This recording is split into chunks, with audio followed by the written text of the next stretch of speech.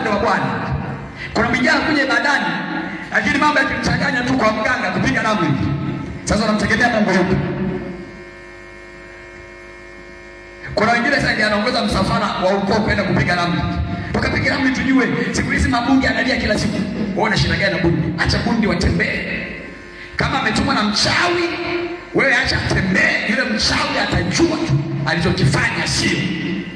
Baadaye atakomeshwa na Bwana. Wewe hujilindi, huna nguvu ya kujilinda. Huna. Na hata ulinzi utakao ikiwa na mganga hautakusaidia. Kwa sababu Mungu anasema amelaaniwa amtegemeaye mwanadamu. Na moyoni mwake anafanya nini? Amemwacha Bwana. Atakuwa kama fukara nyikani. Hataona mema atakapotokea. Amen. Kwenye zamani za uovu, watu wameishi kwa kutumainia mambo ya giza.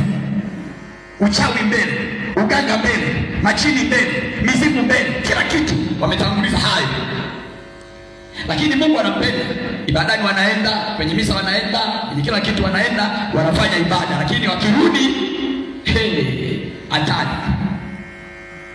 Kiingia ndani kuna mikoba ya kutosha. Madawa ya kila aina, madawa ya tumbo, madawa ya kuchemsha, madawa ya kujifukiza, madawa ya kuchanja, madawa lundo na vibuyu kwa mlokole. Yanatafutaga nini? Alafu akizidiwa majeshi na wenzake, unajua popote shetani kazi yake ni kuumbuana, kuaibisha, atakuaibisha.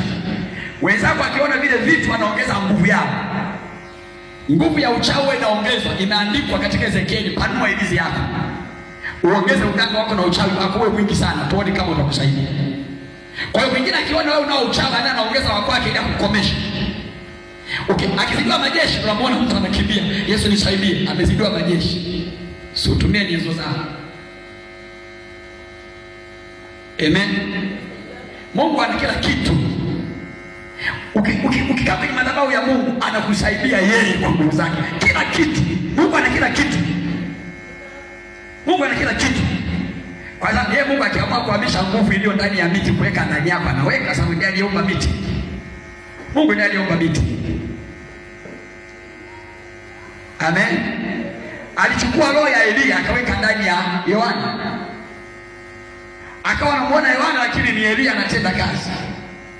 Mungu ashindi kuchukua nguvu yoyote akaweka ndani yako ili kulinde wewe. Amen, amen. Ndio maana nasema vyote vijazavyo dunia ni mali ya nani? Ni mali ya nani? Ni mali ya Bwana.